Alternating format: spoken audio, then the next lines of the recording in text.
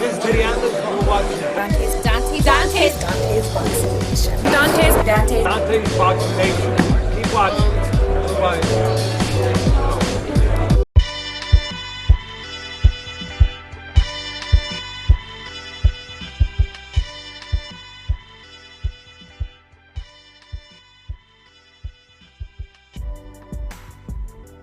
Dante's Boxing Nation, what's going on, guys?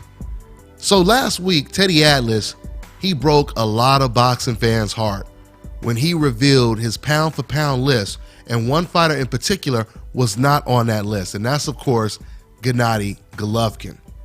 Now, I thought it was pretty interesting because Teddy Atlas, he said, when I didn't put Golovkin on that list, some fans took it as if I had insulted someone's mother, is what Teddy Atlas said. Matter of fact, I'm going to put the link in the description box so you guys can read the entire transcript of what Teddy Atlas had to say, because he had a lot to say when it comes to this topic.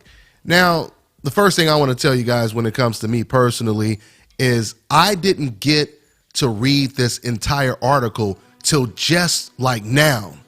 Matter of fact, somebody sent me the link a couple days back and I was a little bit busy and I kind of just scanned through the article. I didn't read the entire article. All I read was Teddy Atlas basically explaining why he didn't think that Golovkin was a top 10 pound-for-pound fighter. Now, once again, because I didn't read the whole article, I didn't even know that what Teddy Atlas said in that little piece, it stemmed from him releasing his pound-for-pound list. Now, I've already done a video on Teddy Atlas explaining why Golovkin is not on his list when it comes to pound-for-pound top 10, which I'll go ahead and I'll put that link in the description box as well. But like I just told you guys, since I haven't did a video on Teddy Atlas pound-for-pound list and him having certain fighters like Errol, Spence on that list and not Gennady Golovkin, these are some of the things I want to talk about. I want to talk about this pound-for-pound list, and I want to talk about the criteria when it comes to being on the pound-for-pound list. What are the qualifications? And we're going to break all of that down. You know, I agree with some things that Teddy Atlas said, and I disagree with some of the things that he said, which we're about to talk about right now. So let me go ahead and pull up Teddy Atlas's list. Okay, there it is right there. So as you see right there, he has Vasyl Lomachenko as number 1. Then he has Crawford, Andre Ward, Keith Thurman, Kovalev, Roman Gonzalez, Guillermo Rigondeaux, Canelo Alvarez, Manny Pacquiao, and Errol Spence at number 10. Now, the biggest dispute by many boxing fans is the fact that Teddy, he has Errol Spence on this list and not Gennady Golovkin. Now, this is where I do disagree with Teddy Atlas. Now, despite the fact that Errol Spence, no doubt he looks like the future, he looks like the most well-rounded, complete welterweight fighter in the world. Matter of fact, he looks like one of the most well-rounded fighters in boxing, period. Despite all of that, regardless how talented Errol Spence is, he's not a pound-for-pound top 10 fighter yet because he does not have the names on his resume. Once again, he may be the most complete fighter out there. And I would pick him to be any welterweight today, any welterweight. But he has to prove it. He has to prove how good he is. We can't just go off of what we think. Actions speak louder than words, right? So I disagree with Teddy when he said that. Now, I do agree with Teddy when he says that Errol Spence is far more talented. He's far more gifted than a Gennady Golovkin. He's more well-rounded than a Gennady Golovkin. And I think if all of us were to answer this question in our hearts, not something that you're going to type on the internet or something you may say out loud, but if all of us were answering this question that I'm about to ask you right now in your heart, which is if Errol Spence and Gennady Golovkin were naturally in the exact same weight class, which means we already know Errol Spence is one of the hardest punchers, if not the hardest puncher at welterweight. We know that Golovkin is the hardest puncher at the middleweight division. You put both of these guys in the exact same weight class, and you had to lean towards one of these guys. Like, let's just say someone put a gun to your head and they force you to bet on this fight, and you got a whole lot of money on this, right? You stand to lose everything if you're wrong. I'm pretty sure the majority of boxing fans, regardless, you could be a racist fan, it doesn't even matter. Deep down in your heart, I believe the majority of boxing fans, they would lean towards Errol Spence if Errol Spence and Gennady Golovkin were to face each other at the exact same weight. No one having a size advantage or a natural weight advantage. Okay? With that being said, this is why I tell you I agree with Teddy Atlas to a certain extent. Because if we're being honest and we're not sugarcoating this and we're not trying to be biased, to me, there's no doubt about it, Errol Spence is far more complete of a fighter than Gennady Golovkin. One more time, I think even racist fans who hate blacks, deep down, they would have to admit that that logically makes sense. So if I can tell you that Vasyl Lomachenko is more well-rounded than a Roman Gonzalez or a Gennady Golovkin, and that doesn't upset you, then it shouldn't upset you if I tell you that Errol Spence is more well-rounded than Gennady Golovkin. You feel me? Now, when it comes to Vasyl Lomachenko being number one on Atlas' list, I don't agree with that either, but you can make an argument. You can make a strong argument that Vasyl Lomachenko is top 3 pound for pound in the world. No doubt about it. With that being said, Teddy Atlas, he explained, and once again, I'll put the link in the description box because you guys really should read everything that he actually said in this piece. But Teddy Atlas, his criteria is a lot different, or a little different than mine when it comes to qualifications for being on this pound for pound list. Now me, I go by the RSD or the RDS. You guys tell me which one sounds better, but we're gonna go with RSD for now, which is resume, skill, and domination. That's what I base my pound for pound list on, and that's what a pound for pound list is supposed to be based on. Okay? Resume obviously means who have you fought, right? Who do you have on your resume? Then you have skill. How gifted are you? How well-rounded are you? And then you have domination. How are you beating these guys? Are you struggling every time you step up in competition? Or do you dominate your opponents when you step up in competition? Does it look as easy as it did when you were facing lesser opposition? I think Roman Gonzalez is a perfect example. When Roman Gonzalez stepped up in competition, he faced Carlos Cedras, who's not pound for pound one of the best fighters in the world, but he was just a step up in competition. He was an undefeated fighter at a higher weight class. How did Roman Gonzalez do against a better opponent? He struggled against him, didn't he? That's where the domination factor comes in. Now let me give you some contrast. When it comes to Gervonta Tank Davis, he took a huge leap in competition, a step up, I should say. And when he was facing the undefeated Jose Pedraza, the majority of boxing fans were actually picking Pedraza to beat Gervonta. And Gervonta made it look easy. Gervonta was able to do to Jose Pedraza exactly what he did to lesser opposition that we all expected him to beat. That is, once again, the domination factor. Now, when it comes to Gennady Golovkin, he may not be as technically skilled and sound as Vasyl Lomachenko or an Errol Spence, but he definitely does have the skill factor, okay? So he meets the criteria for skill. But when it comes to resume and when it comes to domination, this is where Gennady Golovkin falls short. Now, understand something, guys. When I say domination, I'm not talking about domination over David Lemieux, domination over Adama or Wade. What was his name? I forgot his first name. But Dominic Wade, yeah. I'm not talking about dominance over them. I'm talking about domination when you step up in competition. And once again, by Golovkin's own admission, he said going into the Kell Brook fight that was his best opponent to date. He said he believed that was going to be his toughest fight. Golovkin said that, okay? And in that fight, as Teddy Atlas put it in this same piece that I'm going to put the link in the description box for, as Teddy Atlas said, Golovkin looked ordinary in the Kell Brook fight. Now, what also was interesting is Teddy Atlas, he also said, now, I don't know, maybe he was sick when he fought against Kell Brook, but he looked very ordinary in that fight. And then he said, but it doesn't matter, sick or not sick, he looked very ordinary. And what I find interesting is Teddy Atlas, with him saying that Golovkin, maybe he was sick, he's giving Golovkin the benefit of the doubt. And it turns out that we know that Golovkin wasn't sick because Golovkin and his own trainer, they said no, it was nothing wrong with Golovkin at all. They attributed all of this to who? To Kell Brook. They basically just said, hey man, the guy was just very athletic and we expected it to be tough going in the early rounds.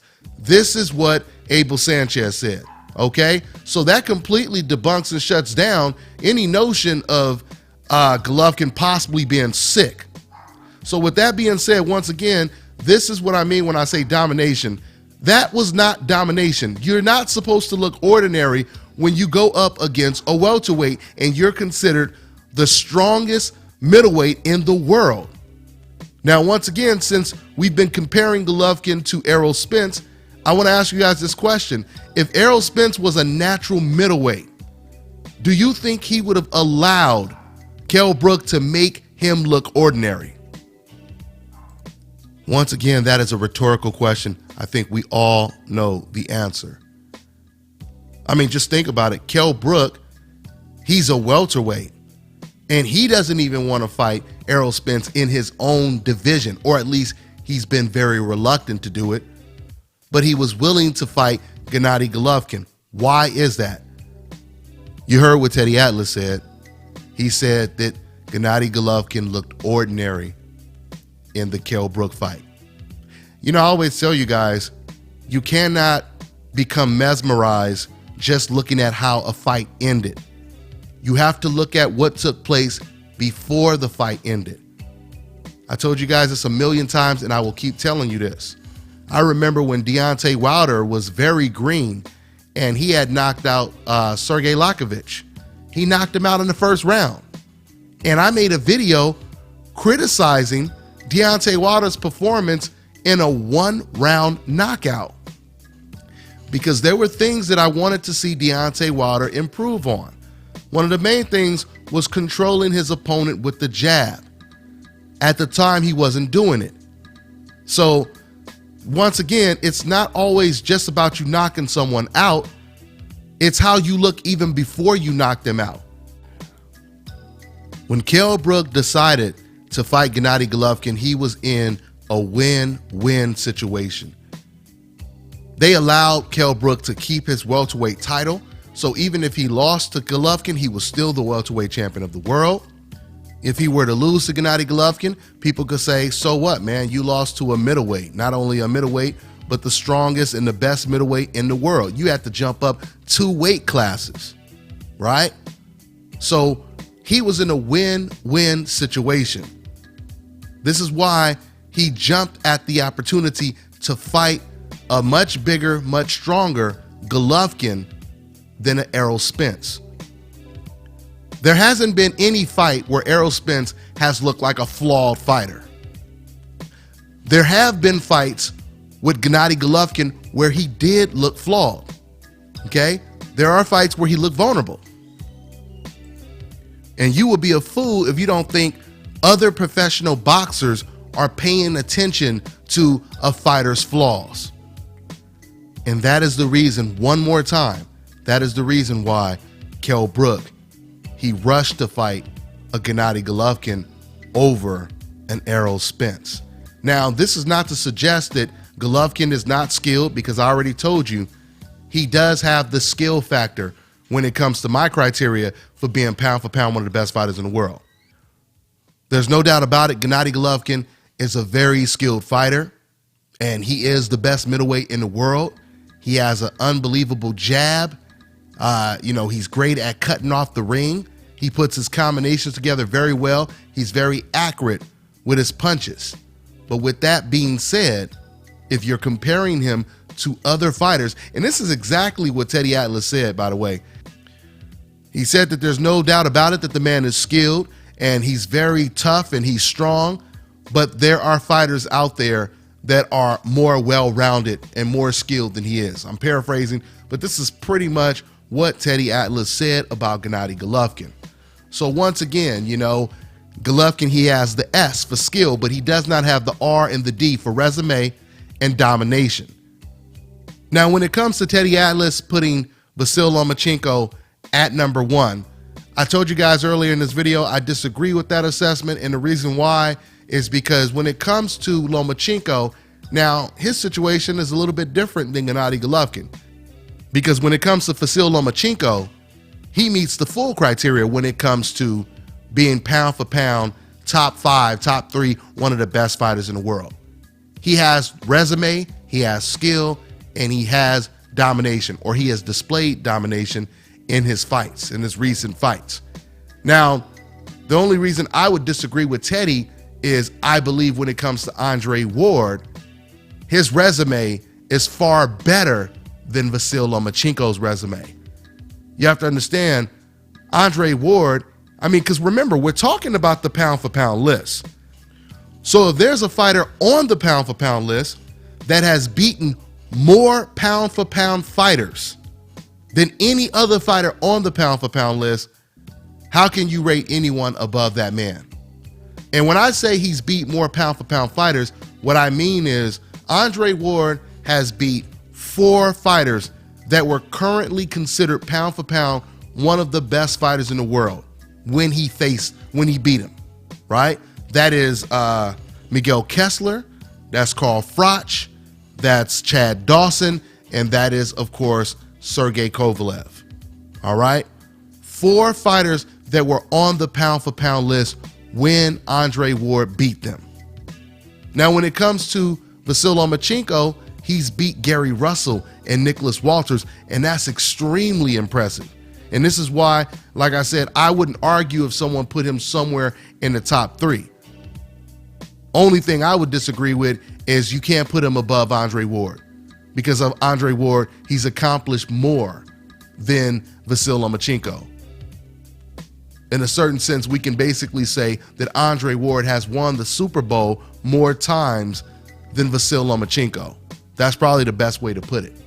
So, you know, once again, when it comes to this pound for pound list, of course, a lot of this is very subjective, but at the same time, sometimes a fighter comes along who separates himself from everyone else to where he's the undisputed pound for pound best fighter in the world. And I believe Floyd Mayweather, not I believe, we all know that Floyd Mayweather, he did that. When Floyd was fighting, no matter how much people hated Floyd, everyone had Floyd Mayweather listed as number 1, the best fighter in the world. There was really no disputing it, right? I mean, right now you have so much talent at the top of the sport when it comes to fighters like Guillermo Rigondeaux, when it comes to Terrence Crawford, when it comes to Errol Spence, who, once again, I'm not saying he's on that list, but I'm saying we have a lot of skill now. But when it comes to just solely talking about pound for pound, with fighters like Vasyl Lomachenko, Andre Ward, Guillermo Rigondeaux, with those type of fighters right there, I mean, outside of Andre Ward, I believe you can move these fighters around when it comes to top 3 or top 5 spots on that list. Now, something else Teddy Atlas said that I do disagree with, he said that Terrence Crawford was pound for pound number 2, and Terrence Crawford is my boy. But if I'm speaking the truth, I would have to completely disagree with that assessment, because Terrence Crawford, in his case, Terrence Crawford, he has the domination and he has the skill factor, but he doesn't quite have the resume factor yet. And that's something that he's working on.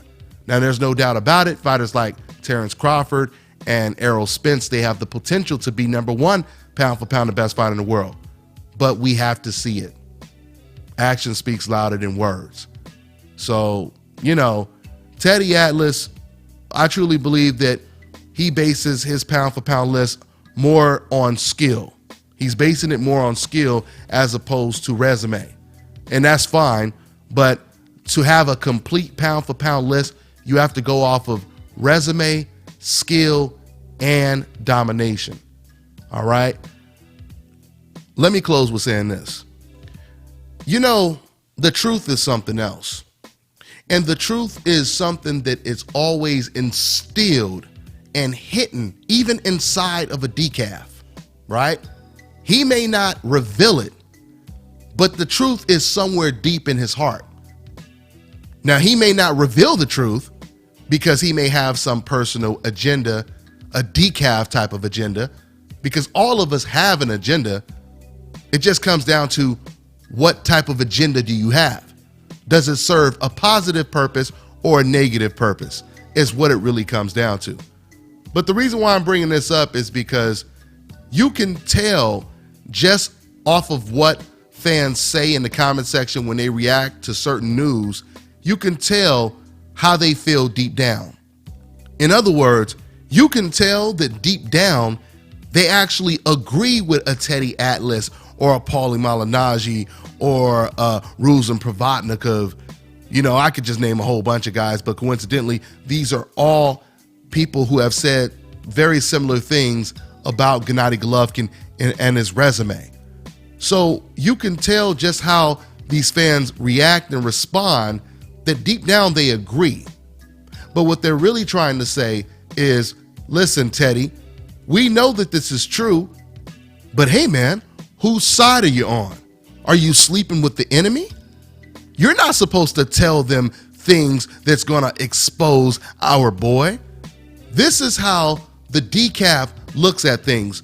They're not basing this off the truth. They're basing this off of emotion. This is the reason, and let me give you a perfect example.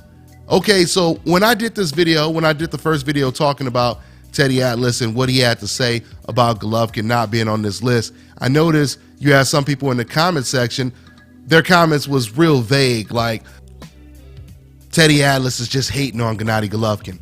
No disagreement, not really disagreeing with anything that Teddy Atlas said. They'll just say, oh, you're just hating, right? Or they'll make up some ridiculous conspiracy theories.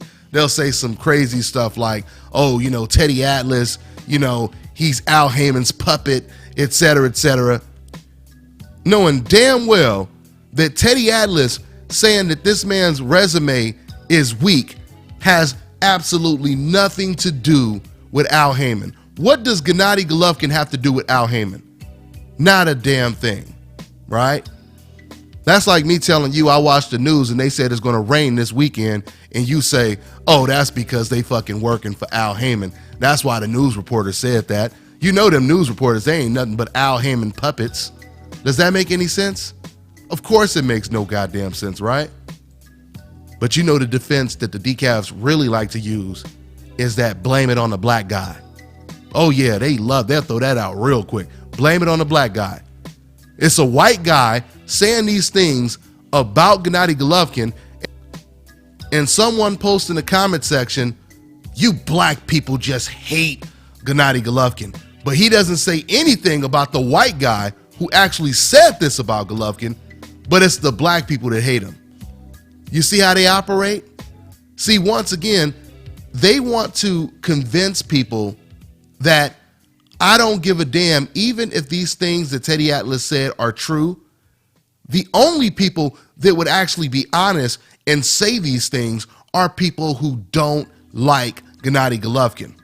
So what a decaf wants, and this is why they're decafs, dumb casual ass fans, because they are basing things off of emotion. They're not basing things off of what makes sense, what logically makes sense, what is the truth. They are looking at things, once again, from a gang banger's mentality. You roll with your gang no matter what dirt they put in, right? If we got to do a drive-by, we got to kill some kids, we got to do this, we got to kill a grandma, whatever we got to do, we stay loyal to our gang. And this is the mentality that a decaf has. This is the reason why, understand one more time, when they comment, they're not really disagreeing with what I said or even Teddy Atlas said. They're only saying whoever would report something like that is an asshole. So they don't disagree with what's said. They just have a problem that you reported the news. Or Teddy Atlas basically came out and told the truth, which did not coincide with a decaf's narrative or agenda. That's what it comes down to. That's why when you hear them say stuff like, oh, he's just Al Heyman's puppet, these are code words. These are code words. What they really want to call Teddy Atlas is an N-word lover. Because once again, for them, this is not about speaking the whole truth. This is about loyalty to them. That's all this is about. It is about loyalty. You know, I'll close with saying this, and I know I said I'll close a minute ago, but I'm really going to close with this.